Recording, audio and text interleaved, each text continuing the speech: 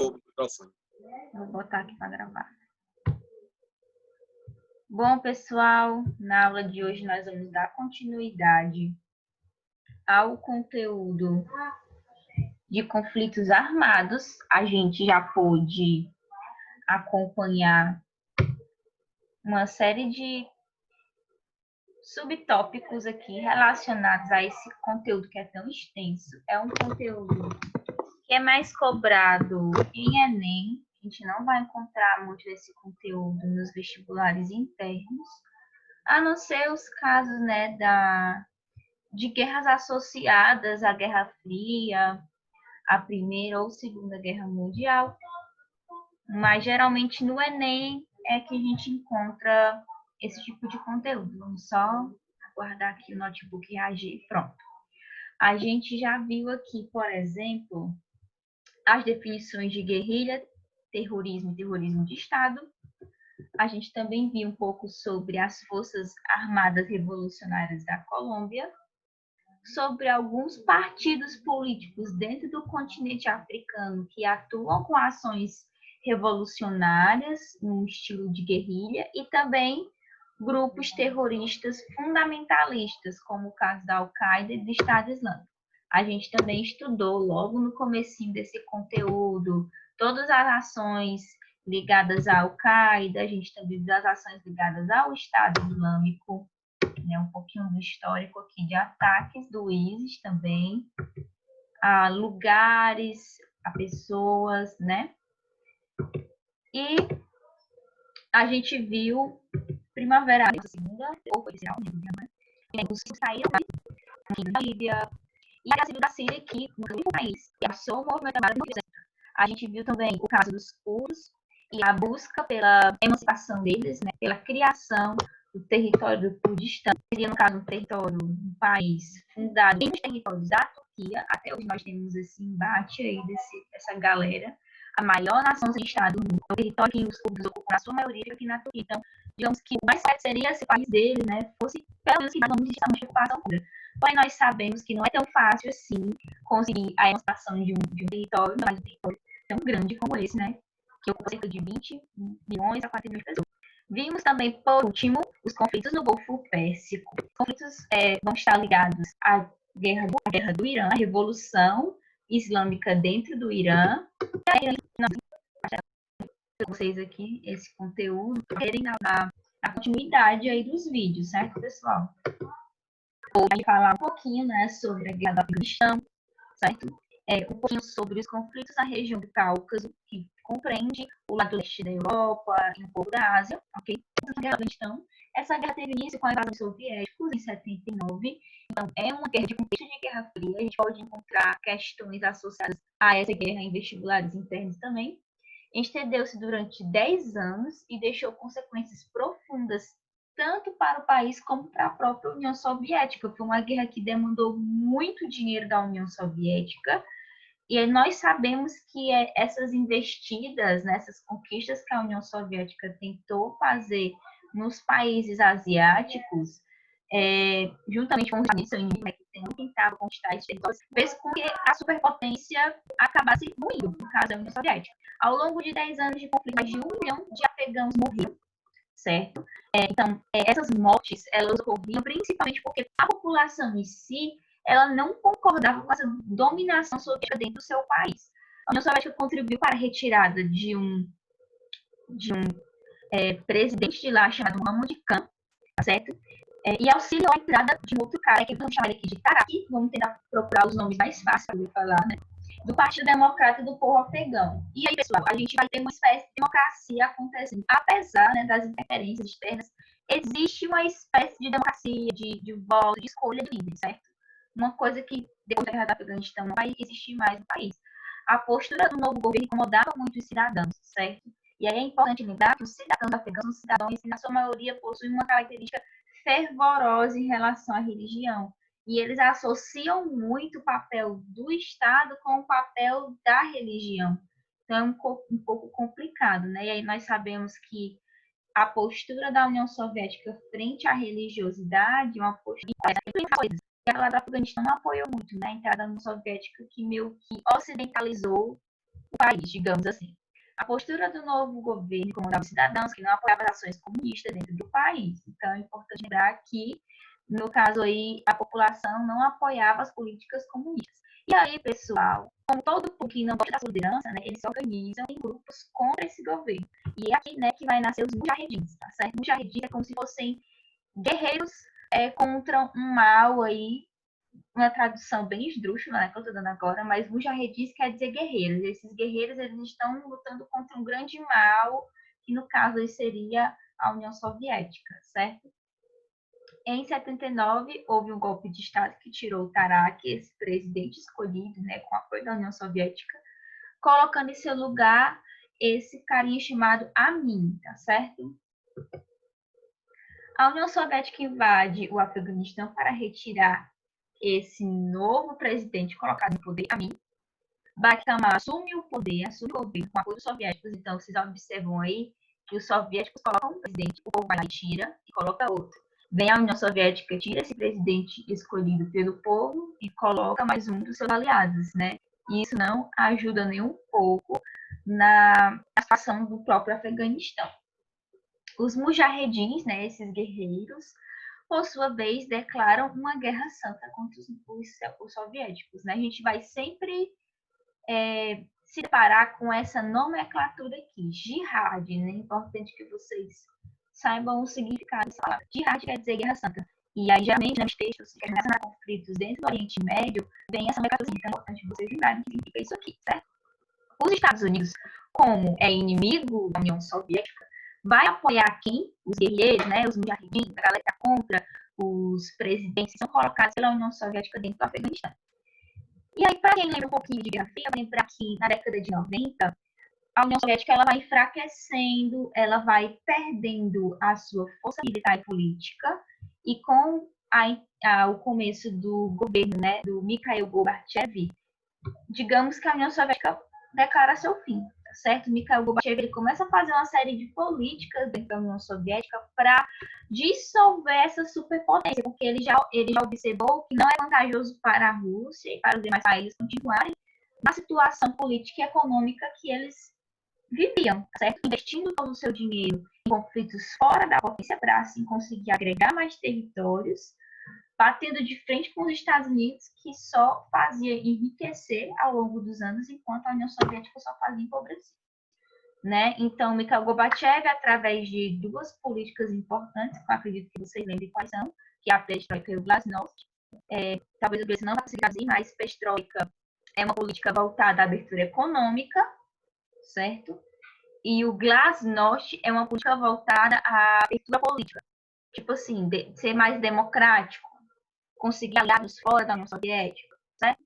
Então, são duas políticas que são clássicas aí da liderança do Mikhail Gorbachev, certo? E aí, como ele já tinha essa postura liberal, né, não conservadora, digamos assim, ele mandou retirar as tropas que estavam lá no território afegão há muitos anos, há 10 anos lá, né, nessa guerra do Afeganistão, certo?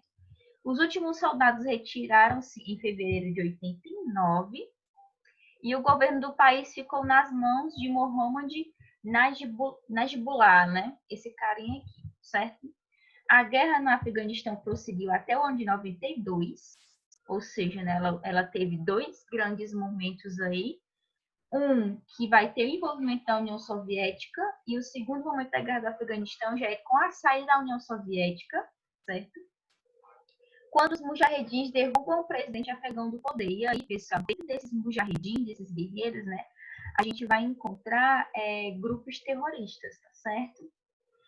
E aí, a gente vai conhecer um grupo extremista chamado Talibã, certo? Que é um grupo, um partido político. Ele começa com essa característica de mujahedin, de guerreiros e tudo mais, mas eles assumem um partido político, certo? E eles dominam o Afeganistão. O fim da guerra do Afeganistão trouxe grandes consequências para o país, né? A criação de grupos terroristas como a Al-Qaeda. E aí é importante lembrar que, como os Estados Unidos vivia contra a União Soviética, o próprio Estados Unidos acabou financiando a Al-Qaeda no comecinho dela, certo? Então, eles deram no próprio pé, porque eles viram o terrorista que vai atacar eles posteriormente.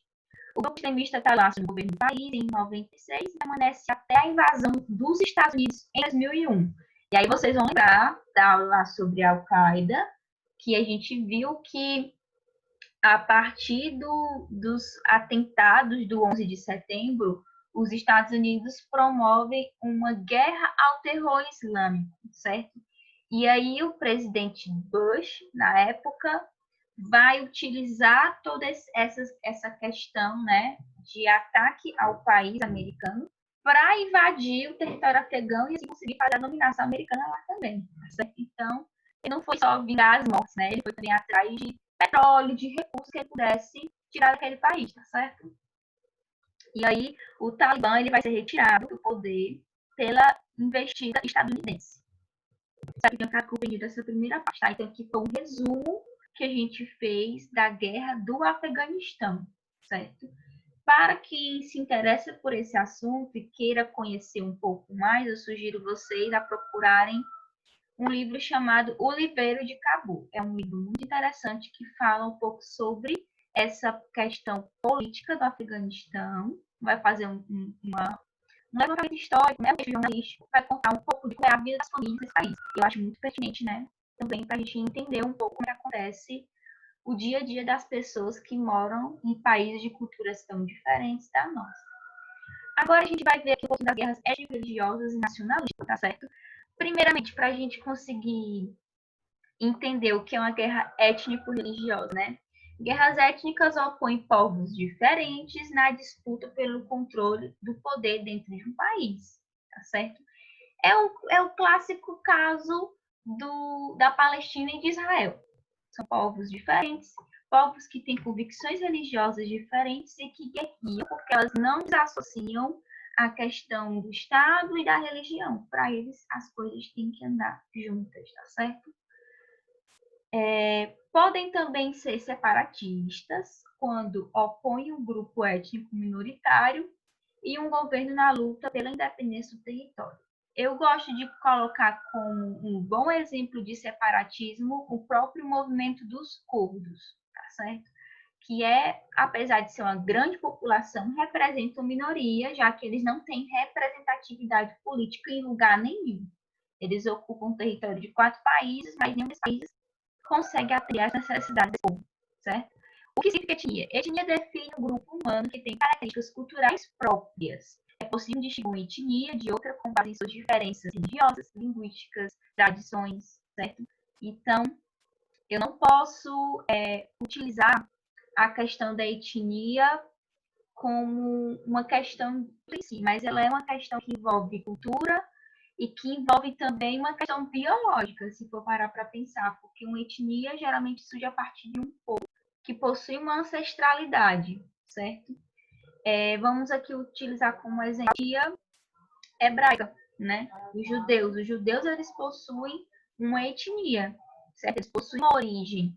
A gente pode pensar também em outra etnia, no caso dos mongóis, né? Que são aquela população de uma determinada região da Ásia, geralmente ali configurada entre a Cordilheira dos Andes, a Cordilheira do Himalaia, quer dizer, né? Então, a gente vai ter, né, uma questão geográfica, uma questão biológica, uma questão cultural, que pode definir e diferenciar as etnias, certo? Etnia, de certa forma, anda de mãos dadas com o termo nação, né? Uma nação é um povo unido por características culturais, por características linguísticas, né? E aí a etnia, ela carrega isso também. Então, eu posso dizer que etnia e nação são dois termos que andam de mão dadas. Agora, Estado e nação são coisas muito diferentes, tá certo? Estado é uma instituição. É uma instituição que possui território bem definido, delimitado por fronteiras, que possui um governo, e aí esse governo pode ser classificado como presidencialista, parlamentarista, monarquista, o que seja, né? Mas o Estado, como é maiúsculo, é uma instituição, é o país, certo? É o país. E a nação é o povo que mora naquele país. Tá bom? A gente não pode misturar as duas coisas. Ok? Compreendido? A região do Cáucaso. O Cáucaso, pessoal, é uma região situada no sudoeste, no sudeste, quer dizer, da Europa, entre o Mar Negro e o Mar Cáspio.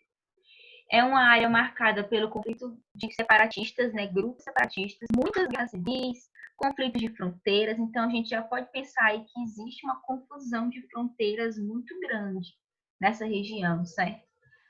O Cáucaso é uma grande área montanhosa. Então, quais são os países que estão nessa grande área montanhosa? Nós temos aí a Armênia, Geórgia e Azerbaijão, certo? Armênia e Geórgia nós compreendemos como territórios europeus, né, do leste europeu. O Azerbaijão já fica compreendido como território asiático, ok? Então é importante a gente ver aí que eles ficam meio que naquele limite Euro-Ásia, ok? Abrange também repúblicas russas. E aí, pessoal, o que seriam essas repúblicas russas? Né? A gente pensa assim, a Rússia não é o único país. Bom, é importante lembrar da herança que a União Soviética deixou para a Rússia, né? Que foram territórios anexados da época da União Soviética. Então, a gente tem aqui, né, algum desses territórios anexados à Rússia. Nós temos a Ossétia do Norte, Chechênia e Daguestão como sendo os territórios de maior conflito político e étnico e separatista, certo? Essa região é destacada pela grande diversidade étnico-cultural, com mais de 100 grupos étnicos. Na região do Cáucaso possui uma diversidade de 100 grupos étnicos. Tá? Então, são muitos povos diferentes, de religiões diferentes, que ocupam o mesmo espaço. Então, é meio que inevitável que esses grupos não entrem em conflito, eles acabam entrando em conflito, certo? Na Guerra Fria, o Cáucaso era uma região de muita influência política para a União Soviética. E aí, pessoal, mais uma vez, né, é uma região muito próxima da Rússia, então vai ter, né, uma importância muito grande para a própria União Soviética. Após a queda da União Soviética, a região do Cáucaso ficou sem os cuidados de uma potência, né, sem os cuidados de um país mais forte, que pudesse explorar os potenciais petrolíferos daquela região. Em 91, os Estados Unidos e a Europa começam algumas investidas, né, algumas tentativas de dominar essa região. A República Separatista da Chechênia tem sido a maior pedra no sapato da Rússia, certo? Porque os chechênios, eles odeiam os russos, né? Eles têm uma população, na sua maioria, islâmica. Dessa população islâmica, basicamente, todos eles são xiitas. E eles têm um viés muito radical do islamismo, né? Então, por exemplo, a Chechênia é um país, é um território, né? Na verdade, ele não ainda é um país em si, mas é um território que declarou total apoio ao Estado Islâmico. Então, você já fica meio assim, opa, essa galera aí é perigosa, né? Eles declararam total apoio ao Estado Islâmico. Então, eles são, sim, uma grande pedra no sapato da própria Rússia. Por que a Rússia insiste tanto em manter os chechênios ali no domínio deles, manter aquela região como anexada à Rússia? Porque muitos gasodutos e oleodutos, né, que abastecem a região da Europa passam por esses territórios e fazem essa ligação da Europa com a Ásia, né? E aí a Rússia ela não quer perder o lucro, o dinheiro que ela pode conseguir com esses gasodutos e oleodutos passando pelo seu próprio território. Então, é óbvio que eles não vão emancipar a Chechênia de jeito nenhum, ok? Dessas guerras aí que a Chechênia já travou contra a Rússia, teve uma vencida pelos chechênios e outra vencida pelos russos, certo? Quando o país já estava sob o poder do Vladimir Putin. Então, assim, os chechênios conseguiram se emancipar por um tempo, ficaram felizes da vida, e aí o Vladimir Putin assume em 99 o governo da Rússia e faz uma outra investida contra a Chechênia e consegue dominar o país, ok? Esse mapinha aqui é para vocês tentarem entender mais ou menos como é a bagunça das fronteiras do Cáucaso. Pessoal, assim como nós temos essa bagunça aqui no Cáucaso em relação à fronteira, existem vários países que possuem também fronteiras muito bagunçadas, né? É muito difícil até para a gente que é geógrafo entender o porquê que eles fizeram isso, mas tudo bem, vamos aqui tentar interpretar, tá bom? Nós temos aqui o pedacinho da Rússia, né? Como a gente pode ver na temos aqui a Geórgia, a Armênia, a Azerbaijão e o Irã logo aqui embaixo, um pouquinho da Turquia aqui do lado, certo? O que está de amarelo, é território do Azerbaijão ocupado por militares da Armênia, certo? Então, aqui, ó, esse país é a Armênia. E esse território de amarelo aqui é do Azerbaijão. Mas, professora, não está dentro da Armênia? Tá, mas não pertence à Armênia, é do Azerbaijão, certo? Mas só que esse território amarelo aqui, que pertence ao paíszinho da Armênia, tá cheio de militares da Armênia. Por quê? Porque a Armênia quer esse território para ela, certo? Vamos aqui procurar o território de azul. Nós temos aqui esse pontinho azul dentro do Azerbaijão. O que é isso daí? Território da Armênia ocupado por militares do Azerbaijão. Mas, professora, esse território aqui do pontinho azul não está dentro do Azerbaijão? Por que da Armênia? Não sei, sabemos que a Armênia é dona dessa pontinho azul aqui dentro do Azerbaijão. E aí, como a Armênia fez o favor de ocupar os territórios que pertenciam ao Azerbaijão, o Azerbaijão foi lá incomodar a Armênia também ocupando o território dela, ok? Então, eles são assim, eles são vingativos. Se você toma o território de um, ele vai lá e toma o seu território. O que está de vermelho é território dessa república aqui, chamada de Nagorno-Karabakh. Não sei explicar para vocês exatamente, eu acredito que é esse aqui no mapa, né? Tá de branco, é esse Nagorno, certo? Deve ser um território armênio. Não sei explicar bem isso para vocês. Não sou muito fã de estudar sobre a geografia do leste europeu. Mas, com certeza, é um território armênio que busca emancipação, certo? Então, nós temos aqui, de vermelho, bem na fronteira com o Azerbaijão, esse território de Nagorno-Karabakh, ocupado por forças militares do próprio Azerbaijão. Ok? Continuando aqui nos conflitos do leste europeu, eu trouxe para vocês esse mapinha. Eu sei que a qualidade dele não é muito boa, mas eu acredito que dê para dar uma lidinha e entender um pouquinho dele, né? Aqui essa linha. Bom, pessoal, esses países aqui, a maioria compreendem o leste europeu, né? Nós podemos dizer que o que não vai compreender o leste europeu? A Itália não compreende o leste europeu, a Áustria não compreende o leste europeu, nem a Alemanha, esses países, Suécia, nenhum deles são do leste europeu. Quais são os países do leste europeu? Rússia, a Ucrânia, Estônia, Letônia, Lituânia, Polônia, a gente tem aqui essa Romênia. Esses territórios aqui eu posso classificar como territórios vizinhos da Rússia, certo?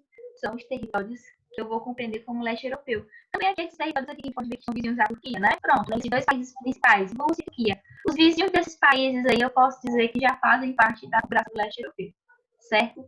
Boa parte desses países pequenos que vocês estão vendo aqui, como por exemplo a Bósnia, a Sérvia, a Macedônia, a Eslovênia, esses territórios todos, eles já foram um único país, certo?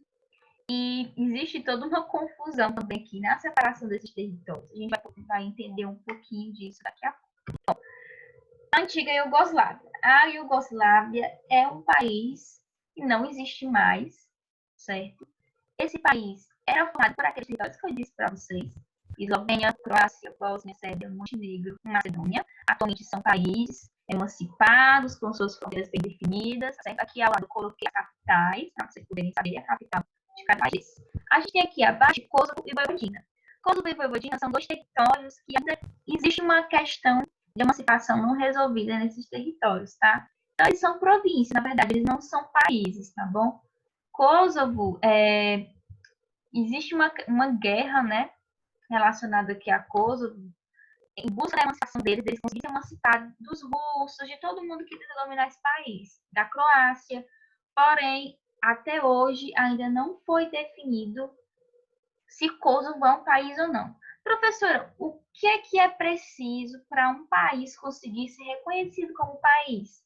Que outros países, principalmente seus vizinhos, reconheçam a sua legitimidade enquanto país. Então, se seus próprios vizinhos ou países muito importantes próximos não reconhecem a sua emancipação, é meio difícil você trabalhar isso, certo? É bem complicado. Criada após a Primeira Guerra Mundial, com o nome de Reino dos Sérvios, Croatas e Eslovênios, tá certo? A Iugoslávia começa com essa nomenclatura enorme. Em 29 foi adotado o nome de Reino da Iugoslávia e a capital foi Belgrado, tá certo? Belgrado fica, né, na atual Sérvia. No caso aqui, é a capital da Sérvia atualmente, certo?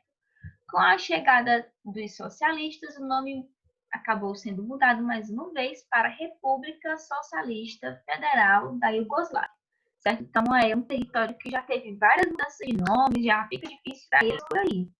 O socialismo na União Soviética e sua consequente fragmentação influenciaram também as minorias da Iugoslávia. Veja bem, pessoal, imagina aí um país formado por todos esses povos que estão aqui discriminados para vocês. Um país formado por eslovenos, croatas, sérvios, macedônios. Esse pessoal aqui, com certeza, não era todo mundo amiguinho de todo mundo, certo?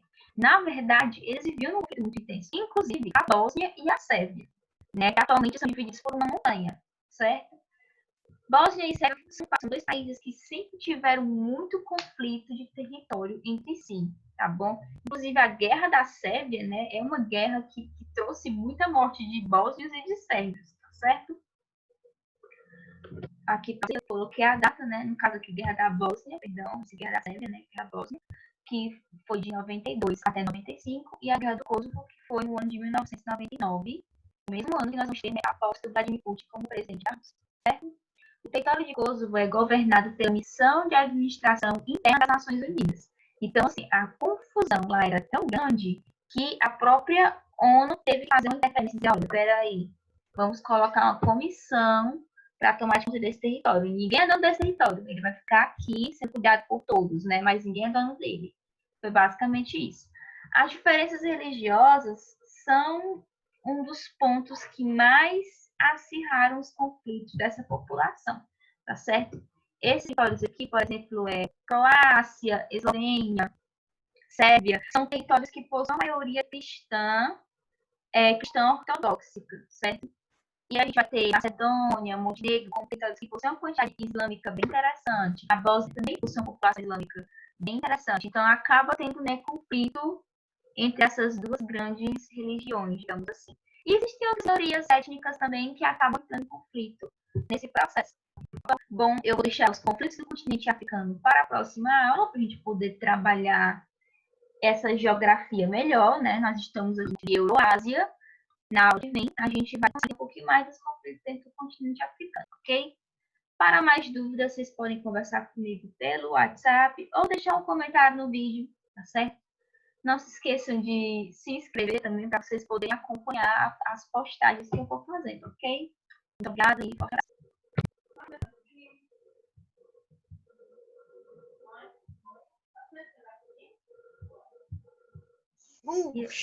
E aí, Gleitson, deu para acompanhar? Eu falei muito rápido. Deu para acompanhar. O problema são só alguns sinais que não existem, aí tem que fazer datilologia, mas pronto, a gente usa algumas técnicas aqui e dá certo. Eu me toquei disso na hora que eu fui falar das políticas russas. Eu digo, pronto, eu devia ter explicado para ele antes. Porque traduzir perestroika e glasnost são nem duas palavras de português, né? E não são só elas, são várias palavras aí. Mas deu certo. O nome dos países, né? Pois então, tá bom. Ei, valeu, Gleidson, viu? Eu que agradeço por ter me chamado aí, é bom participar. Tá bom, então, valeu. Valeu.